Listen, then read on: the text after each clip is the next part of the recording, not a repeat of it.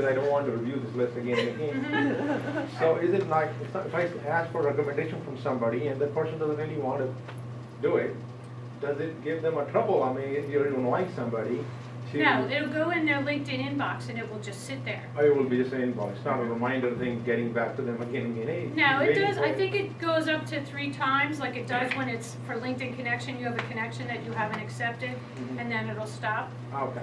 You brought up one of Good. my biggest pet peeves, and we'll touch on it in a little bit, but we'll bring it up now since it's relevant. Recommendations. I cannot stand when somebody sends you a recommendation and says, please recommend. Really? Are you sure you asked the right person? Because the last interaction I remember you and I had, I'm not thinking you might want me recommending that. Yeah. Right? There's and I hate to say this, but there have been a couple Toastmasters recently, what they did was a spam recommendation. You can add up to 500 people on a list. They picked 100 Toastmasters and said, please recommend me. Oh, Right? So what I did is, are you really sure you want me to recommend you? Because the last time we worked on was this. But I said, if you would have said, Rayanne, we worked at the last contest before. I was your chief judge. We had a really good contest and it was awesome. We, all of this other, we worked through something. Would you mind recommending me as the chief judge at the contest? And provided me a link of where to do it, I sure as hell would have done it. Because in that particular instance, when I interacted with them, they were awesome. I would want them at any other contest that was there. But if you're just going to throw out a blanket one, you're going to start to piss people off, and that's not what you want to do. So if you get requests that say that, I always try not to just be rude, like the one I had to be rude on. You really want me to? I actually say, oh, we've had several interactions together. Is there a particular thing you want me to recommend you for? A lot of times what happens, they've done the spam request, they never get back. Is that really worth it? And I think it actually degrades the value of recommendations when you start to do something like that. Right?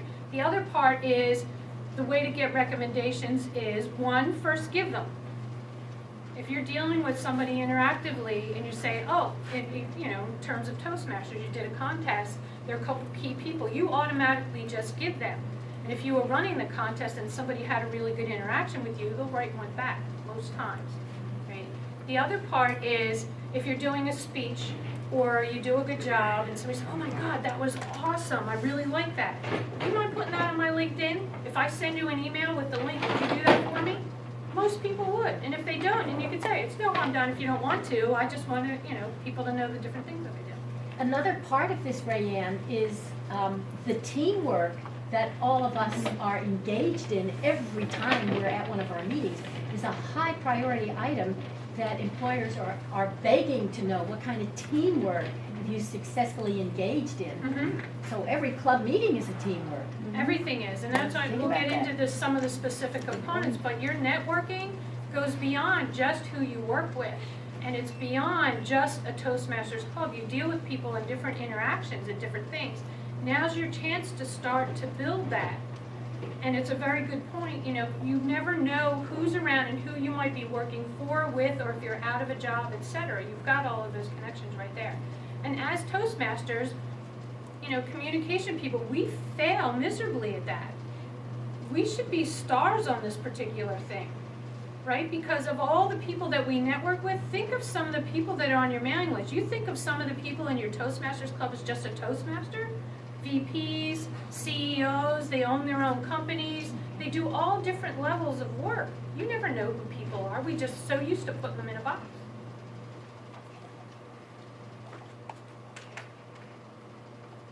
Oh. Okay, we run over the summary section.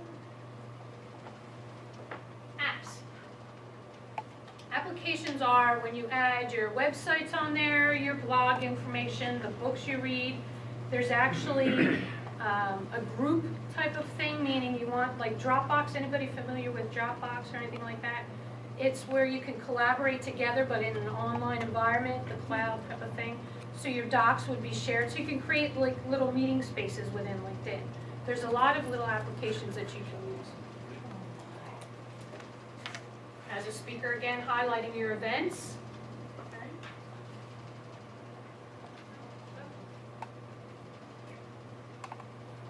Okay, my big section, it doesn't work until you work it. I put the first section on here is on onboarding. The reason I do that is because how many times, again, going back to the recommendations, we get these, please join my professional network. Oh, I don't know you. Please join my professional network. Take the time to craft something personal. I met you at such and such an event. We talked about, and you said something that was so absolutely fascinating. I went and looked it up, and I would like to know more information. Or, so great to meet you. Remember we were talking about that problem you have. Here's the web post that I was talking about, and you send them that. You're trying to create something personal. Let them know how to connect and remember what you were. Flip side, somebody sends you an invitation. Again, I have the problem with just join my request. I will say, where did we meet? Why do you want to connect? Other times I will also put on there is, thanks for connecting. You have a very interesting background. I happen to do the same thing. And we start talking. Recently, a gentleman opened up his own CEO, IT firm or something. And we help people make messes, clean up the messes on their computer or something. So I was like, oh, I just threw mine against the wall. You think you can help me out? So we have this whole conversation going now. I would have never met the person before, right? So by the way you handle the requests coming in and the way you handle them going out is really important. Tagging your list. Does anybody do that? In Facebook, you can create lists of people, like family, friends, whatever. You could basically have that same capability to do it in LinkedIn. I actually separate my people in different ways: social media experts, LinkedIn experts, Toastmasters, Toastmasters with, and you could create tags. So now it gives you those different lists. If you happen to belong to a group with somebody, you can mass email the people in your group. Can they be in multiple lists? Can you have one person in a couple different lists? Uh-huh. Yeah, I have you in about 6 or 7. Cool. You know, because, you know, I might want to get some ducks later. I know I'm an expert in That's right. Literally. Over to groups. Groups is a tremendous opportunity for people that they don't really take advantage. 2 fronts. One, a lot of people just join them because I know I could join up to 50 groups. I want to look like I'm connected in LinkedIn. Get engaged with these groups. It's like Toastmaster on steroids. You've got whole conversations that are going on there. Yes, you have the people that just throw your spam comments out, but you get some really good information out there, especially if you're having a problem at work and you belong to a project manager group. Like, I'm having an issue with this deadline. I've got 6 people. These are some of the things I have. You throw that out to the group. Now you've got a whole conversation going on. If somebody else has a question, you answer it, and you answer it again, and you answer it again. Now people can go and rate your answers. And if they rate your answer as the best, now it shows up on the right-hand side of your LinkedIn. You're an expert. This is the last time you talked. These are the Q&As you participated in. Right? So it increases your profile. And if people see you as an expert on a particular subject, now when there's searches for somebody, they take that information in addition to your keyword profile and they match that and move you up the list. Okay? The other part with groups is create your own. If you don't see something you want, create your own. If you wanted to create one with Vista people but do it highlighting a specific issue, you could do something like that. Or if you picked the specific issue and blew it up, you could do that. I do know a lot of people actually use LinkedIn for finding donors and sponsors. It's huge, and we'll get into that in the search section, because when you look in the demographics of this, you have mostly professional people, mostly people that are making over $75,000, the amount of experience in education, right? So you've got all of that potential that's in here for searching. Homepage updates. It's very important. Don't set it and forget it. If you set it and forget it, it's the same thing. Think of any product, any commercial, any movie that it comes on the screen. You're going to see that movie in print, on the radio, on the side of a bus. And they're doing that because now you're going to remember it.